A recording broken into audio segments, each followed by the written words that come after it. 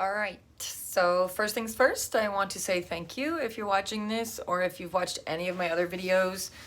Thank you. Thank you very much. I appreciate it. I'm hoping that anything that I record can help somebody somewhere with something.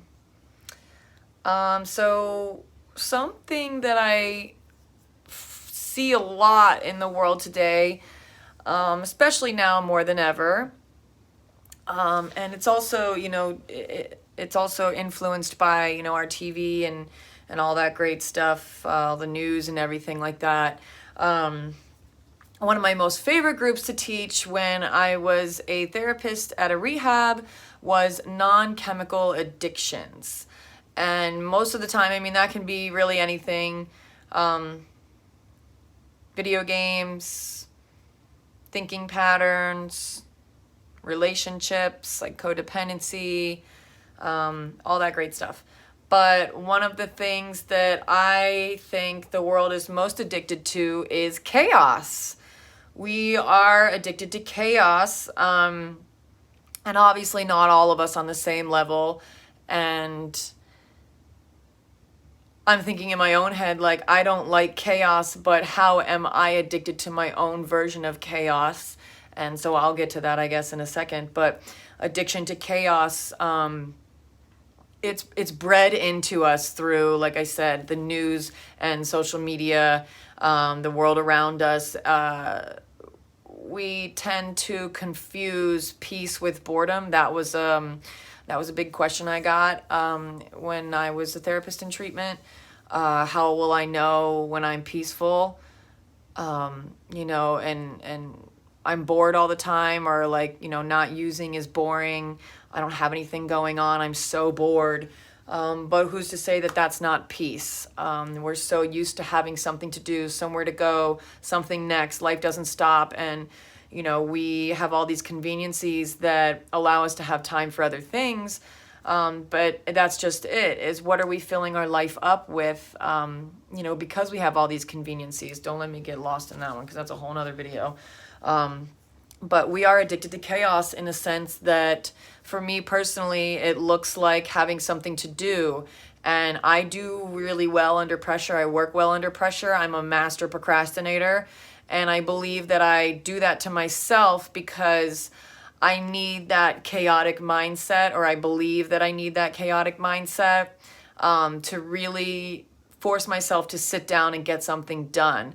If I don't have that, push, that pressure in the back of my mind that's kind of like, hello, you need to get this done. You've been, sitting on your ass for that long, and you should have been doing this. You could have been done with this 3 weeks ago. I really thrive, or at least I believe I do, in that realm of pressure. I'm just thinking back to like college, when I had to study and write essays and do presentations and all that great stuff.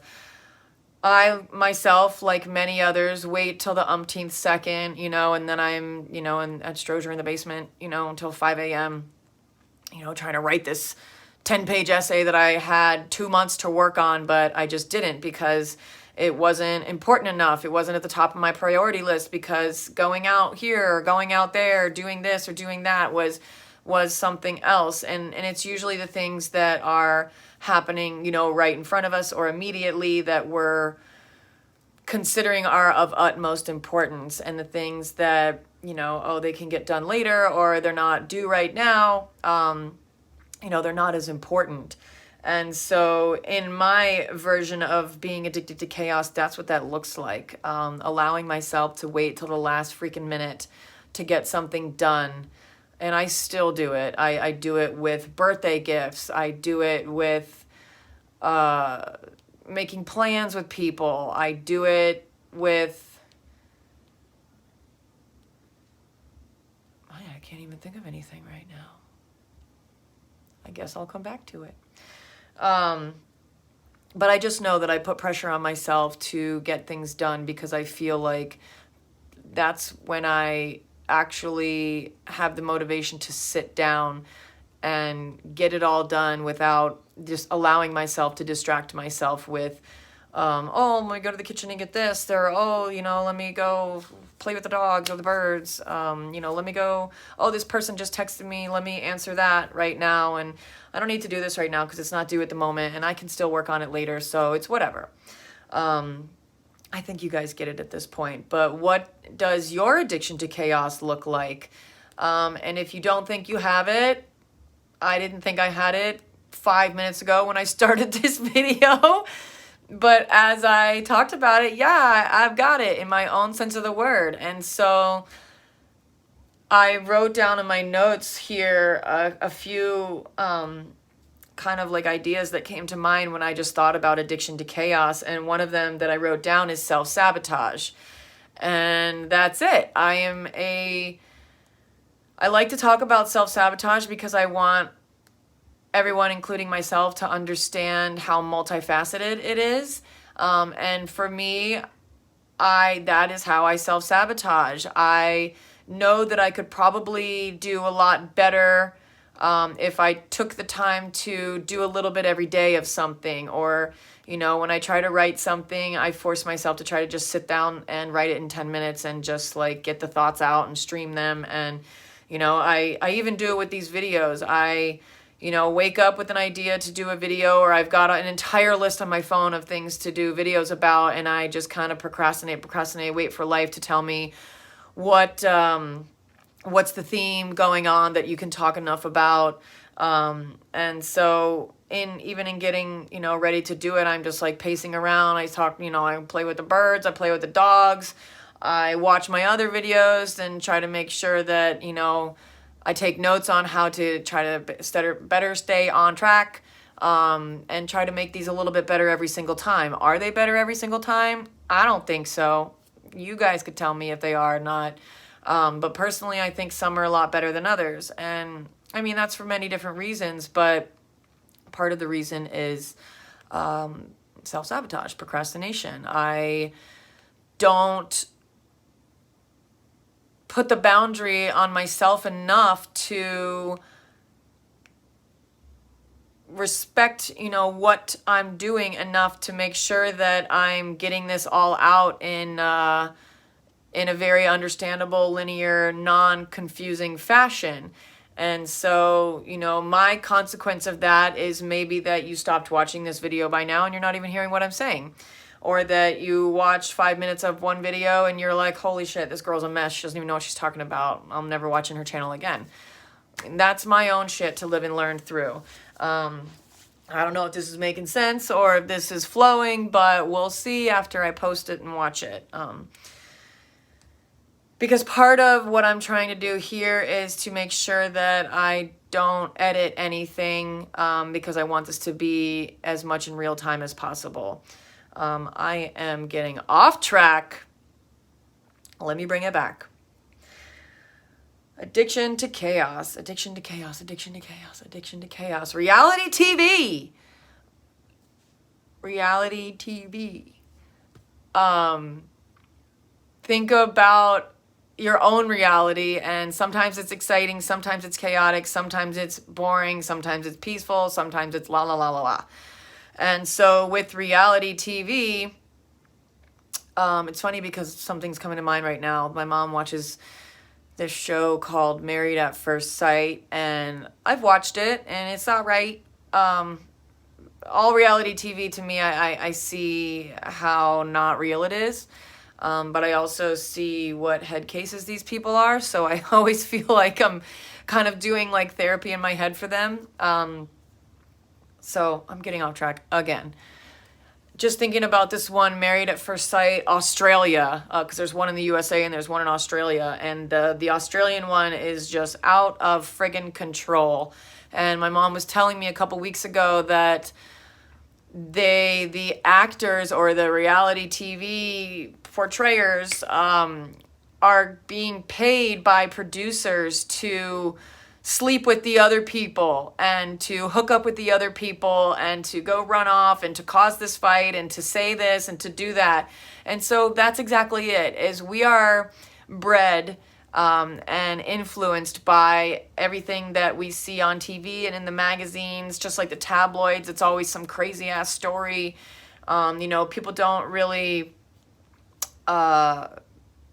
gravitate towards like peaceful, boring situations where everything's working out just fine. You're kind of like, well, great, well, fuck you. And not everything's working out like that in my life. So why do I want to read about how everything is going so well for you?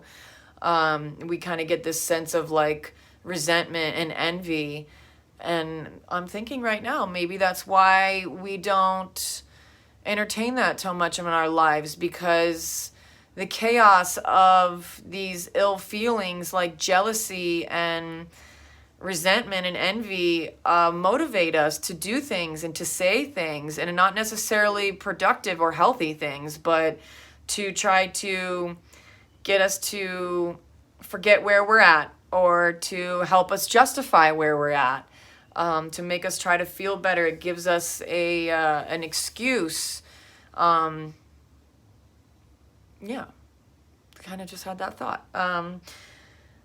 And so, you know, we are going back to this reality TV idea. It's not going to be an exciting TV show to watch if everything is just going well and flowing and everything's working out and these people are just, you know, being able to like sit together and have a nice conversation and, you know, laugh and play and get along with each other. You know, it's a lot more exciting to some of us when it's chaotic, when it's stressful, when there's fights, when there's, you know, drama. Thinking right now of like in high school, I always hated when there would be fights that would break out and the entire, like whoever's in the courtyard just like mad dash to the fight, you know, and it's still that same way in society today outside of high school. If there's something going on, or if there's somebody in public like screaming or acting a fool, there's a lot of people that run with their phone up. I got to record this. And they're just drawn to this drama. And for me, when I was in high school, I hated that shit. If there was a fight going on, I'm walking the other way. One, because the crowd just, I'm not into it. And two, because I don't want to see people getting fucking beat up. Oh, that just reminded me. This whole like MMA, I don't want to diss MMA because I know it's some people's careers and all that great stuff, but for me, I don't get it. You could not pay me enough money to beat somebody in the face until they're bloody. It's just not okay. It's not cool. And I'm thinking, how many people pay for that, to watch that fight, those fights? How many people get hyped up on that? What kind of like stressful, you know, hormones and stuff does that release when you're watching these fights? And to see these people with these like bubbles on their eyes and it's just leaking blood and, you know, like, why? Why do you want to see somebody get the shit beat out of them? I just don't get it. And maybe you guys can help me get it. I mean, if somebody want to comment on this and tell me what excites them so much about it, I'd be really happy, or I'd be really interested at least to hear what the hell that is. And that's just another form of this addiction to chaos that, you know,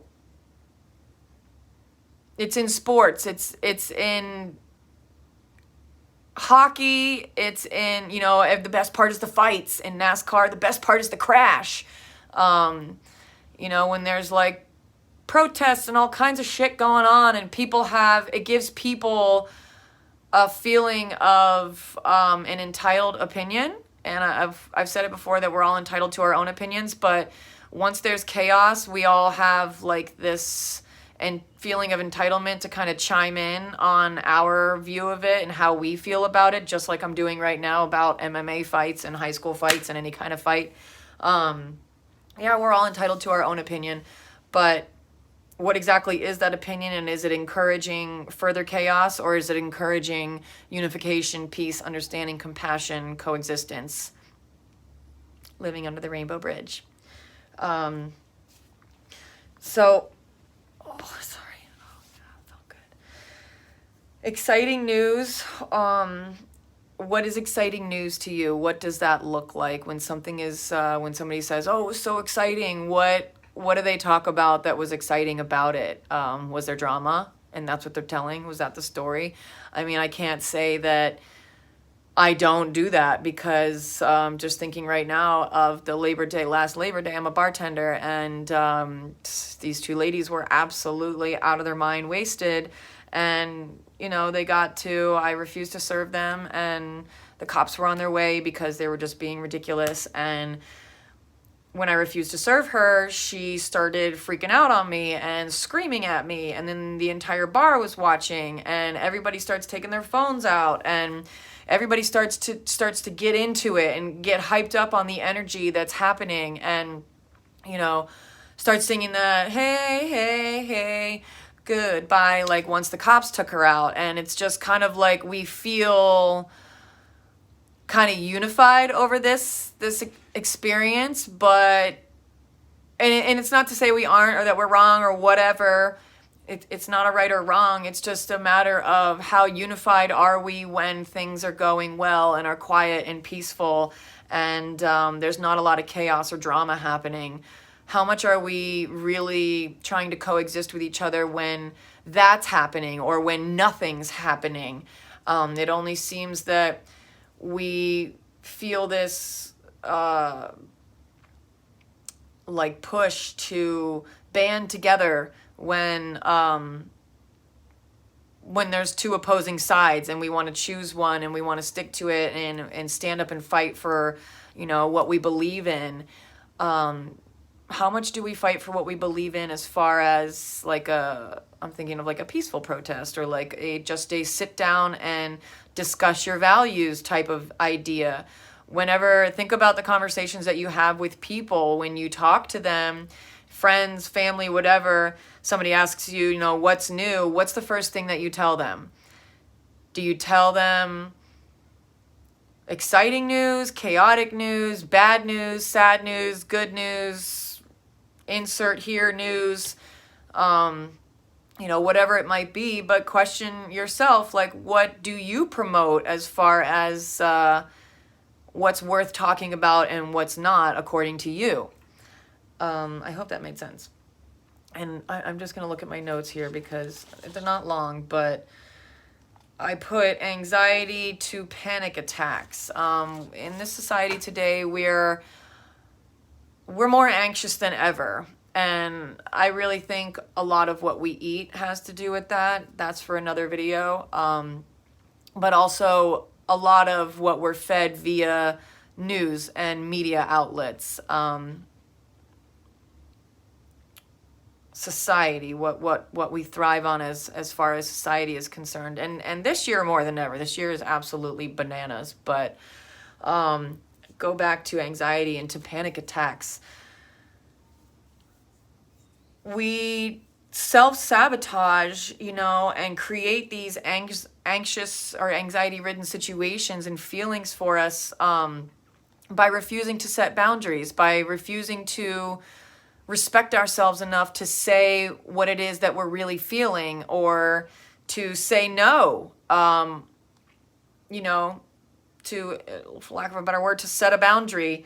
When we create these anxiety situations, and then, because anxiety is glorified in today's world, I'm not knocking anybody that has anxiety or has symptoms of it. I'm just saying that it's a crutch at this point. It's a cop-out. It's so much of like an excuse at this point. So what are you doing about that anxiety? When you have a situation that's going to cause you anxiety, are you just letting yourself wrap yourself up in that blanket of anxiety and feel it even more, and then just worry about it, and then cause yourself to have a panic attack because you didn't ask for help, or you didn't know what to do about it, or you told yourself in your head that there's nothing that can be done about this, and I just have to go through this, and this is just my life, and you can't remember a time without your anxiety. What does your anxiety do for you? What does it tell you to do? How does it help you? How does it hurt you?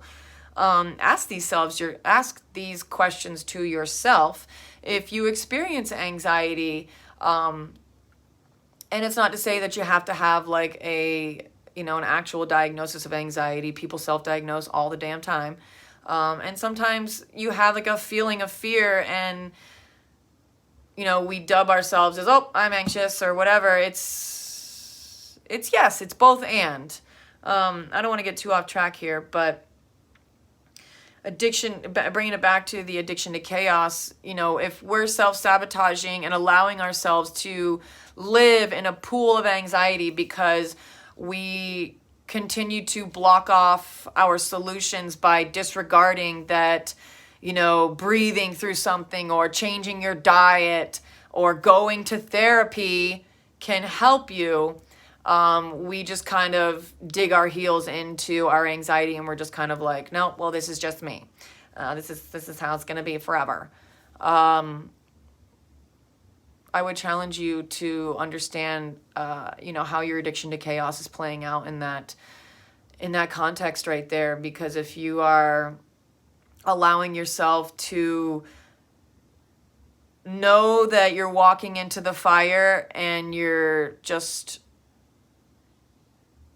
justifying that you always get burned, so what's the big friggin' deal?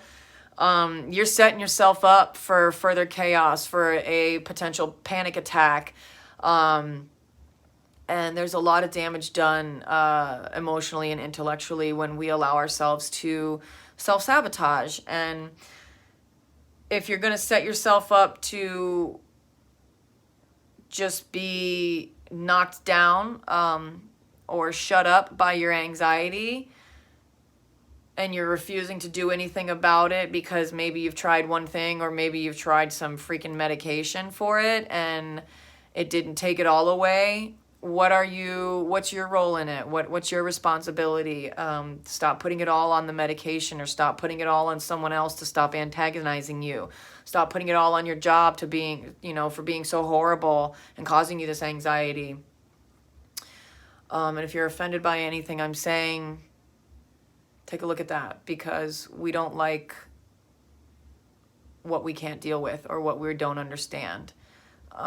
So if any of this is offending you, take a look at that and ask yourself where you can make a change about anything that I'm talking about. If you feel like I'm poking at you, you're just mad about whatever you're not doing in your own life to make a difference for yourself, and you're anticipating or hoping or expecting someone else or something else outside of yourself to do the work for you.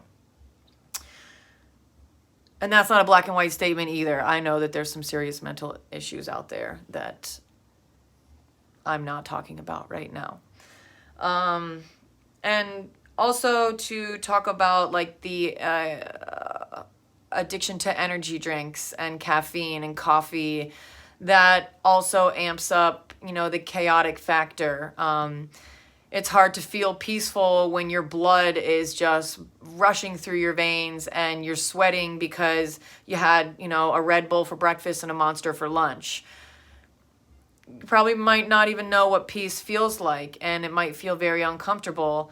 And that's something to be looked at if you're one of those that lives on energy drinks or caffeine. Not to say that we all have to just stop drinking caffeine forever and ever, amen, but understand and respect the fact that what this is doing to you.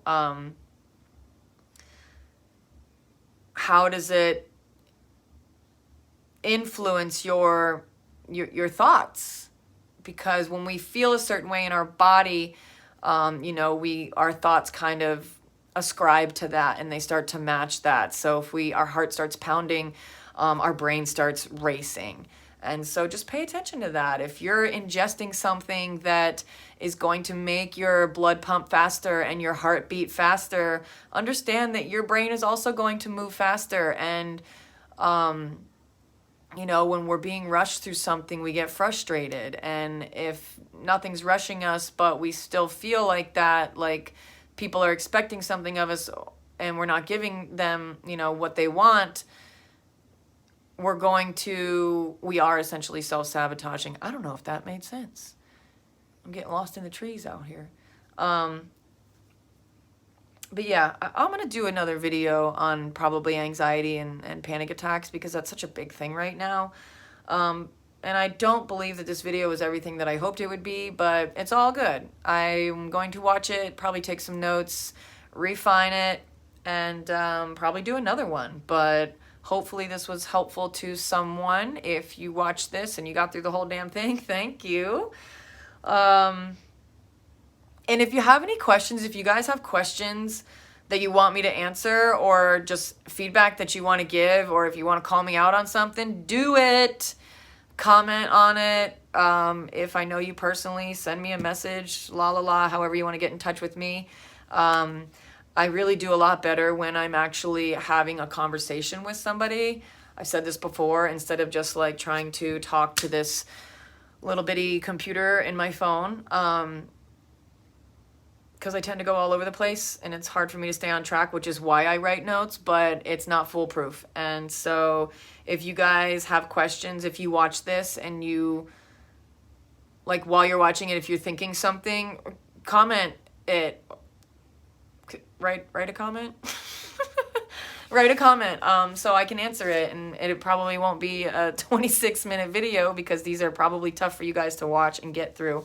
But yes, I'm open to any and all feedback. I would love to have questions to answer because usually I create these videos based on what's going on in my life, whatever themes are popping up, whatever's going on with people in my life.